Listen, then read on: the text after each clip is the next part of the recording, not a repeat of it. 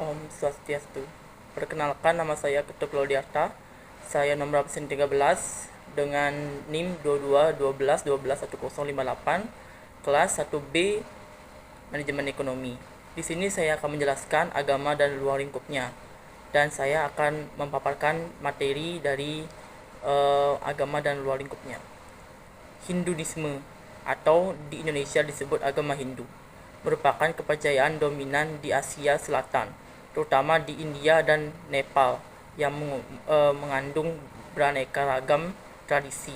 Kepercayaan ini meliputi berbagai aliran, di antaranya Saiwa, Waisnawa, dan Sakta, serta suatu pandangan luas akan hukum dan aturan tentang moralitas sehari-hari yang berdasar pada karma, dharma, dan norma. Kemasyarakatan atau Hinduisme cenderung seperti himpunan berbagai pandangan filosofis atau intelektual daripada seperangkat keyakinan yang baku dan seragam seperti pada agama Abrahamik. Hinduisme diklaim sebagian orang sebagai agama tertua di dunia yang masih bertahan hingga kini, dan umat Hindu menyebut agamanya sendiri sebagai Sanatana Dharma atau Dewa Nagari, artinya Dharma abadi atau jalan abadi yang melampaui asal mula manusia. Agama ini menyediakan kewajiban kekal untuk diikuti oleh seluruh umatnya tanpa memandang setara, kasta, atau sekte, seperti kejujuran, kesucian, dan pengendalian diri. Para ahli dari Barat memandang Hinduisme sebagai peleburan atau sintesis dari berbagai tradisi dan kebudayaan di India dengan pangkal yang beragam dan tanpa tokoh pendiri. Pangkalnya meliputi Brahmanisme atau agama Weda kuno, agama-agama masa peradaban lembah sungai Indus, dan tradisi lokal yang populer. Sintesis tersebut muncul sekitar 500-200 Masehi dan tumbuh berdampingan dengan agama Buddha sehingga abad ke-8. Dari India Utara, sintesis Hindu tersebar ke selatan hingga sebagian Asia Tenggara. Hal itu didukung oleh sankritisasi sejak abad ke-19 di bawah dominasi kolonialisme Barat serta Indologi, atau saat istilah Hinduisme mulai dipakai secara luas. Agama Hindu ditegaskan kembali sebagai tempat berhimpunnya aneka tradisi yang koheren dan independen. Pemahaman populer tentang agama Hindu digiatkan oleh gerakan modernisme Hindu yang menekankan mistisisme dan persatuan tradisi Hindu. Ideologi Hindu dan politik Hindu muncul pada abad ke-20 sebagai kekuatan politis dan jati diri bangsa India. Praktik keagamaan Hindu meliputi ritus sehari-hari, contohnya puja, sembahyang, dan pembacaan doa, perayaan suci pada hari-hari tertentu, dan penziarahan kaum yang betapa yang disebut sadhu atau orang suci memilih untuk melakukan tindakan yang lebih ekstrim daripada umat Hindu pada umumnya, yaitu melepaskan diri dari kesibukan duniawi dan melaksanakan tapa brata selama sisa hidupnya demi mencapai moksa. Susastra Hindu diklasifikasikan ke dalam dua kelompok, Shruti atau apa yang terdengar, dan Smrti atau apa yang diingat.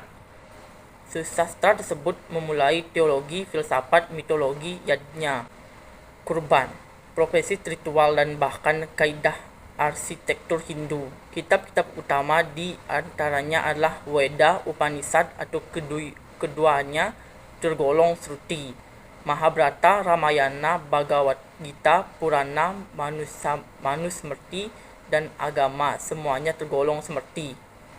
Dengan penganut sekitar 1 miliar jiwa, agama Hindu merupakan agama terbesar ketiga di dunia setelah Kristen dan Islam.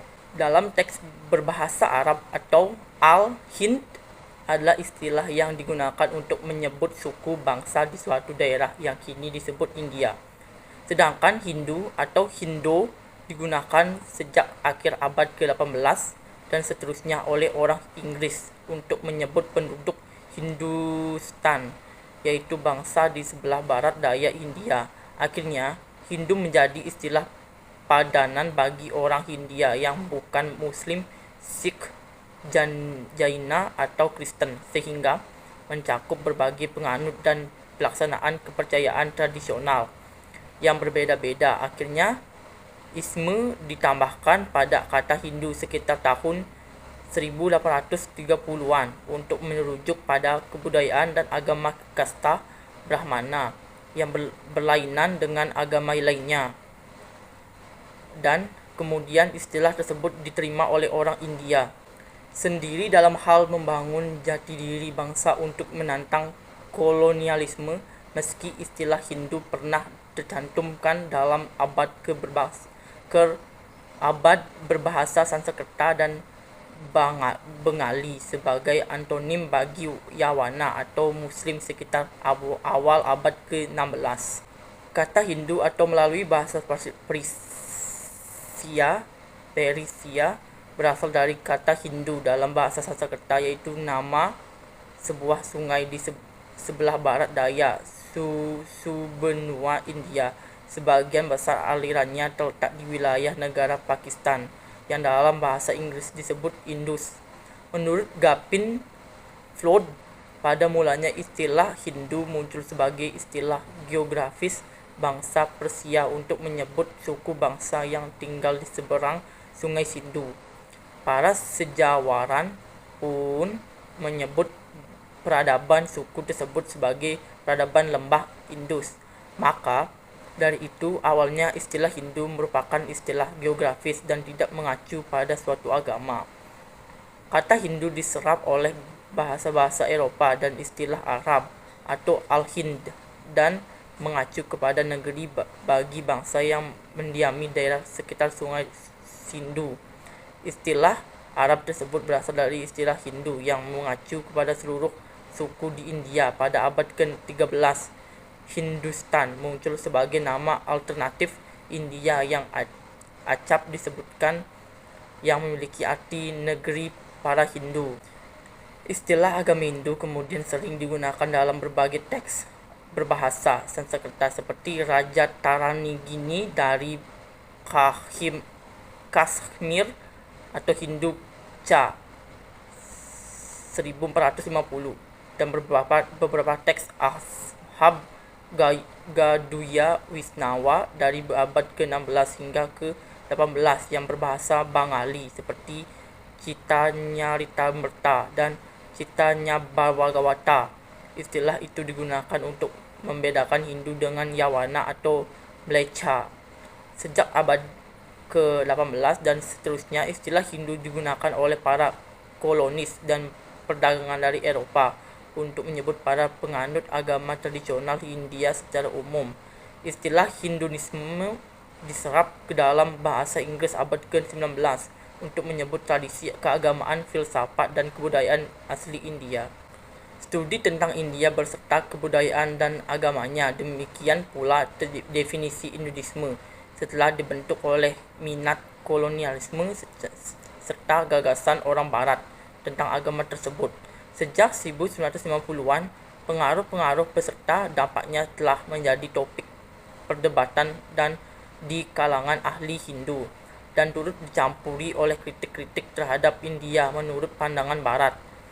Karena istilah tersebut melingkupi berbagai tradisi dan gagasan yang luas, maka sulit untuk memperoleh definisi yang komprehensif.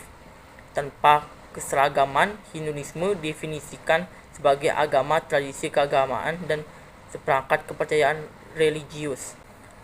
Karakteristik keberadaan agama Hindu sebagai agama tersendiri yang berbeda dengan agama Buddha dan Jainisme, diperkuat oleh penegasan para penganutnya bahwa agama mereka memang demikian berbeda. Berbeda dengan dua agama tersebut, Hinduisme bersifat lebih ateistik. Sebagian besar sekte dan aliran Hinduisme meyakini suatu pengatur alam semesta dasar bagi segala fenomena di dunia yang memanifestasikan diri dalam berbagai wujud yang disebut dengan berbagai nama seperti Iswara, Dewa, Batara, Hyang, dan lain-lain. Sebagian aliran meyakini bahwa berbagai kemajemukan di dunia merupakan bagian dari Brahman. Dalam agama Hindu, seorang umat boleh berkontemplasi tentang misteri Brahman, atau dalam konteks tertentu, Brahman dapat didefinisikan sebagai Tuhan personal ataupun impersonal, dan mengungkapkannya melalui mitos yang jumlahnya tidak habis-habisnya, serta melalui penyelidikan filosofis. Mereka mencari kemerdekaan atas penderitaan melalui praktik-praktik ibadah atau meditasi yang mendalam, atau dengan mendekatkan diri kepada Tuhan melalui cinta kasih atau bakti dan percaya atau srada. Sejak minat akan Indologi dan studi Hindu bertumbuh, sejarah dan pangkal agama Hindu telah menjadi perdebatan para cendekiawan di dunia barat. Sebelumnya, tidak ada istilah Hinduisme atau agama Hindu, tetapi keberadaan tradisi Hindu seperti sekarang telah berpangkal sejak purbakala. Selain itu, para ahli sulit mendefinisikan Hinduisme karena ketiadaan seorang tokoh pendiri agama tersebut. Para cendekiawan memandang Hinduisme sebagai gabungan dari berbagai kebudayaan atau tradisi yang ada di India. Salah satu akarnya adalah Brahmanisme atau agama Weda kuno dari India pada zaman Besi, yang merupakan hasil peleburan antara bangsa Indo-Arya dengan kebudayaan dan peradaban Harappa. Selain itu, tradisi yang mendukung pembangunan agama Hindu meliputi Sramana atau tradisi penolakan dari India Utara serta kebudayaan Mesolitik dan Neolitik di India, seperti agama-agama peradaban lembah Sungai Indus, tradisi bangsa Drapida, serta tradisi dan agama lokal dari suku bangsa di India. Setelah periode Weda atau antara 500 sampai 200 Masehi dan Ca 300 Masehi, pada permulaan periode Wiracarita dan Purana atau periode praklasik, sintesis Hindu mulai timbul, atau masa ketika dimasukkannya pengaruh Sramana dan Buddhisme diiringi dengan kemunculan tradisi bakti ke dalam balutan Brahmanisme melalui kitab-kitab seperti. Sintesis ini muncul di bawah tekanan perkembangan Buddhisme dan Jainisme. Selama permintaan dinasti Gupta, kitab-kitab Purana disusun digunakan untuk menyebarkan ideologi keagamaan umum di tengah-tengah akulturasi yang dijalani masyarakat tribal dan buta huruf.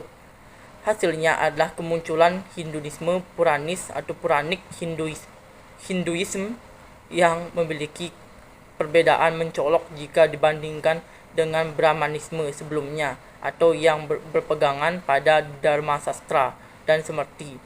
Selama beberapa abad, Hinduisme dan Buddhisme tumbuh berdampingan sampai akhirnya memperoleh keunggulan pada abad ke-8 Masehi. Dari India Utara, sintesis Hindu beserta konsep pembagian masyarakat menyebar ke India Selatan dan sebagian Asia Tenggara. Hal tersebut didukung oleh sejumlah kegiatan dengan pengadaan permukiman bagi kaum Brahmana di kawasan yang diizinkan oleh penguasa lokal. Dimasukinya atau diasimilasikannya dewa-dewi non-Weda atau tidak disebut dalam Weda yang populer, dan proses sanskritasi, yaitu kondisi ketika orang-orang di berbagai strata masyarakat India cenderung menyesuaikan kehidupan religius dan sosial mereka dengan norma-norma Brahmana. Proses asimilasi tersebut menjelaskan bahwa keanekaragaman budaya lokal dan di India diselimuti oleh selubung persamaan konseptual. Sekian materi saya paparkan. Kalau ada salah kata, saya tutup dengan Param Santi. Om Santi Santi Santi Santi.